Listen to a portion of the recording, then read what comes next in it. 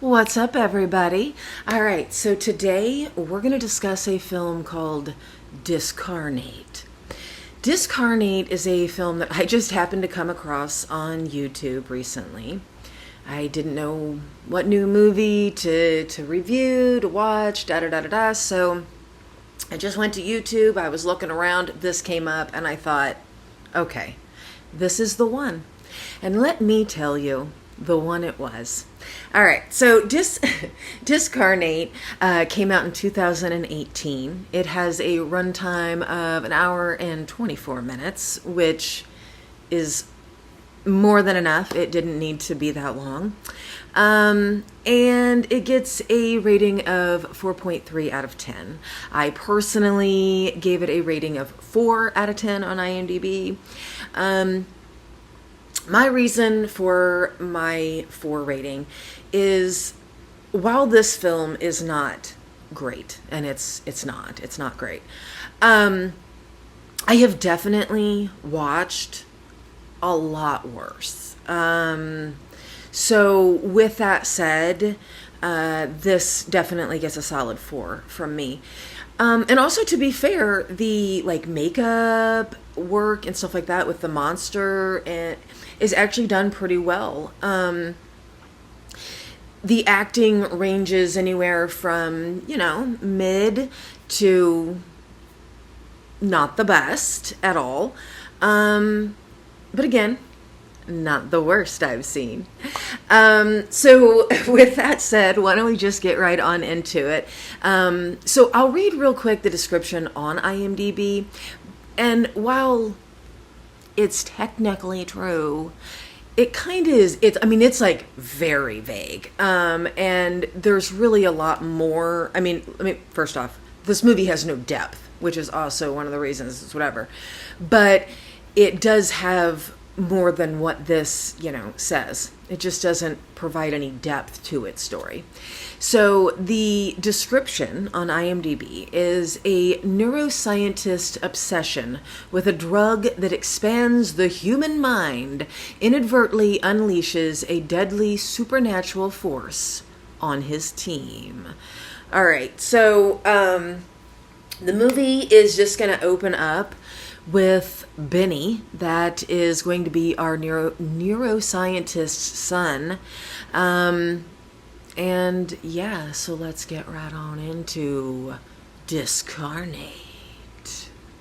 So the movie opens up here with this very weird cinematography, slow motion house thing. And then we go just to a random open window here. And that's going to be Benny's room. Benny is obviously just hanging out in his bed, doing some doodling. And, then we have the creepy window, branch, wind scene. Which obviously Benny knows what's up here, okay? Benny's like, nope, I don't want any part of this. He's like, I'm getting under my covers. He yells out for Dad. Though, to be quite honest, the first daddy is barely a whisper. And then, of course, here comes the father. Dum, bum, bum, bum. I'm coming, Benny. I'm coming. But Benny's father just shows up basically to tell him there is no one there and to shut the hell up, kid.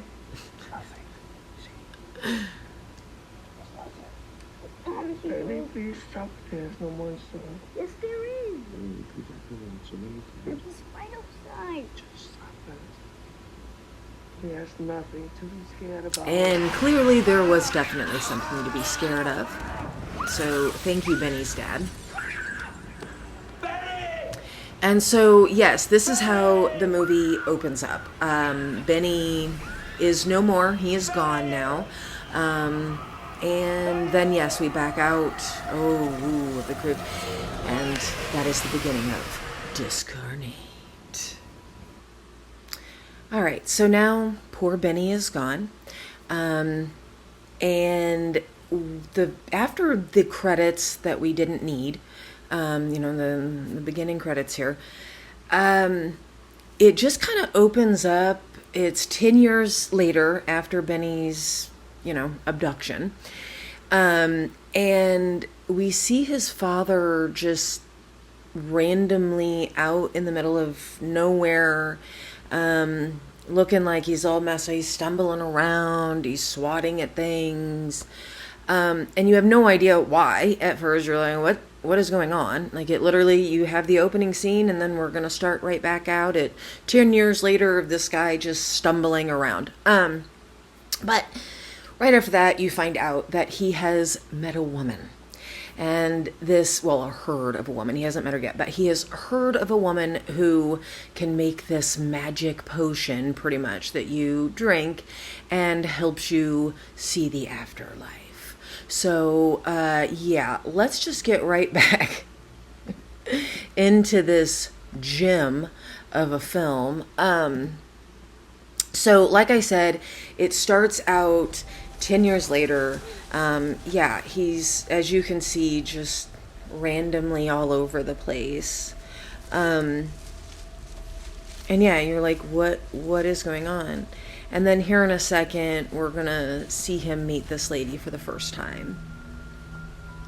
And he lies to her, of course. I mean, he doesn't actually provide the full truth. He basically tells her that his son had an accident a few years ago and that his wife couldn't handle it, so he also lost her too.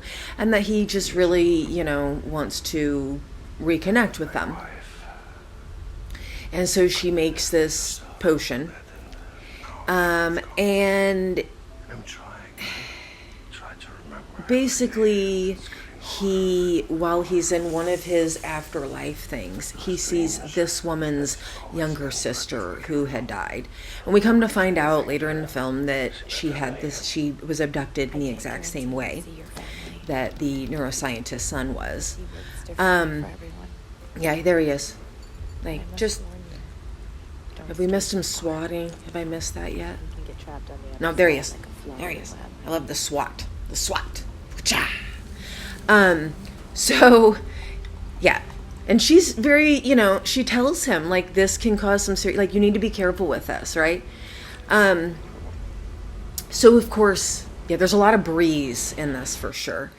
But so he decides that he wants to make, because like I said, he's a neuroscientist, so he has a team. It's 2 people on his team, whatever, of this specialty team that he's made for this. And he wants to make trials, basically, and of this magic tea potion thingy. And of course, at first, the woman's like, no, this is sacred. I can't be a part of this. I'm not going to help you. And then, of course, he brings up her younger sister that is gone now. So she, of course, ends up saying yes. Like, we didn't know that was going to happen, right? Like, shocker for nobody. So, cutting ahead here, the next part is everybody gathering to the house that he said that he just, like, found to do these experiments in. And so he shows up with the woman who makes the magic tea. So it's those 2 that show up first. And then right after that, we've got his 2 team members. And then the male's team member's brother also comes along for help. So that is our 5-person crew. And they, kind of get to the house and they're looking around and they're this and that and, just kind of bullshitting. And then they're sitting at the table and they're, having their normal takeout. And that's when we're going to get our little special guest that no one knew was coming, except possibly the neuroscientist. But again, he doesn't like to fill anybody in on anything because why would you, right? So the guy that ends up showing up is an investor. for the institute that gives this guy and his team the money to do all their trials. So of course he shows up to make sure that everything is going accordingly and da da da da da. So right off the bat, there's already some tension because the guy from the institute, you know, the budget man, pretty much, he is kind of seen automatically as the asshole and wanting to, you know, take whatever away from them. And he's like, I'm just here doing my job, guys. Like, you know, sorry, da da da da da. So we have all that. And so basically the neuroscientist gets up from the dinner table and he's like, it's bedtime. We need to get a good night's rest. Tomorrow is the first day of trials. See you all in the morning. And everybody skedaddles. So after that, we have our first day of trials. And of course, you know, they are starting off small and doing light doses, stuff like that. They're doing weird things, like showing each other cards, I guess, testing each other's brains to see what things do. I don't really know.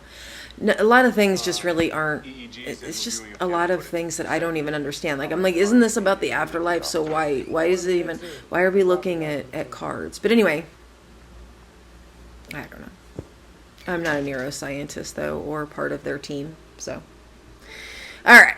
So obviously, we're going to come to find out, though, of course, that this is his home. I mean, this is the home that his son, Benny, went missing in, like we, you know, and none of the people know that they're in this home. I mean, they don't even know the true reason that they're here. Like, they really do believe they're here for this science aspect of it, when they're just here for dude to, like, see his son and wife.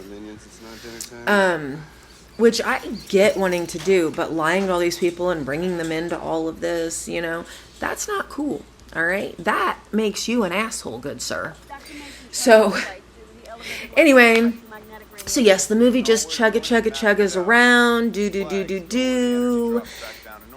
This whole thing basically goes around that when we are young, there's a part of our brain that allows us to see the afterlife. And as we grow, that part dies. And so basically what this serum does is it makes it come back so that the afterlife, you know, we can see the afterlife and interact with it.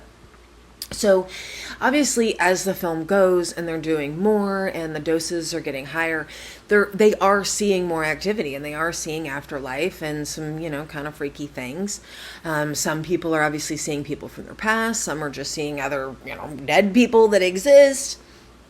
That kind of stuff. Still, like, no one at this point knows, though, that, you know, this happened to the neuroscientist's son, you know, that they are in this house. Like I said, they don't know anything. They're just there trusting in this man, believing in it. The guy that is there from the Institute obviously was never going to be doing any of this serum. So he has not seen anything. So he just thinks everybody's like making it up or what, you know what I mean? Like, he's like, what are you guys doing? Like, stop, da da da da da da da. Well, because he is going to shut it down at one point, and the female on the neuroscientist team decides to go ahead and give him a dose. So he does end up seeing some stuff and everything. So another not cool thing, giving people things they do not want or ask for like that. But whatever. This film is full of that kind of stuff. It's also full of just like fun little mess ups. Like, there's this scene where the woman who makes the serum, thank you, you see her on, you know, it's a new day starting out, and you see her in her new outfit, and she's in the kitchen, and of course there's more wind blowing through. And then the very next scene, she's in the day before's outfit. And then the next scene after that, she's back in the day, the New Day's outfit. So it's just like little things like that throughout the whole film, which I know every movie has some little, but I mean, that's a pretty big one. The outfits weren't even clothes, people, okay? It's jeans and a dark tank or tiny shorts and a white top. Like, I'm sorry, but y'all should have caught that. You know what I mean? But I don't know. I am very particular with catching things. So for me, that was a big one that I just was like, how did y'all not see this?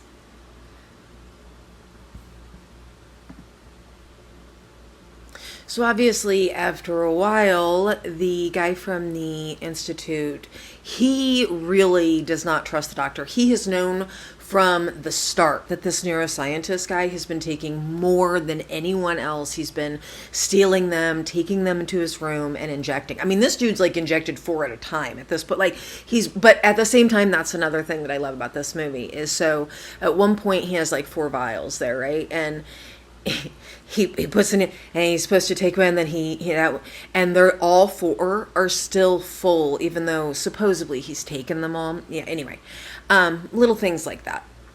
So the guy from the Institute, he gets very, whatever, and he actually starts looking around and he finds everything. He figures out that his son, Benny, was taken from that house. He finds out that he knew the woman made the magic tea by the little and used that all along, like he knew everything and was just a big ass wipe. Okay? So because of that, he shows it to the main woman that makes the stuff, which, they obviously approach him. Now everybody knows, they're like, dude, you suck. Yeah. All right, so now obviously everybody knows what kind of guy that is, so they're, kind of over this dude now. They all decide, clearly they're stuck here with the afterlife, so they all decide to shoot up that serum, including, the guy from the Institute, because I'd rather see the afterlife if it's trying to attack me than not. So the doctor guy, he literally just goes and kills himself. He takes so many vials that he just dies and does what he wants. But he actually ends up coming back, deceased, obviously. But he comes back to help. He doesn't really do much. Everybody except for the main woman in this dies. The one that makes the serum. Everybody else is a goner. The scene where the guy from the Institute dies is pretty lame for me. He goes to save the woman that makes the serum because she for some reason turns around as a dumbass. And then she stands there with a shovel longer than she needs to while the, Discarnate dude, whatever thing, the monster, bites his face, and that kills him apparently. So, yeah, that guy's dead. And so the movie literally ends with the main doctor guy as a ghost talking to the last one alive, the woman that makes the serum, and telling her, just go live your life, go be happy now. And then the credits roll and you wonder why you wasted your time watching this film. And that's kind of how it went down for me. I'm not even gonna lie, I actually started falling asleep several times while watching this film because it just was so boring and lackluster of really anything going on. So personally, I don't recommend watching this movie, but if you have already watched the film, let me know your thoughts. If for some reason you do decide to go and watch the film and put yourself through this, then let me know after you watch it what you would say about it. And as always, thank you for hanging out with me and letting me ramble and do my thing. And I hope you have a fabulous, fabulous day. Mwah.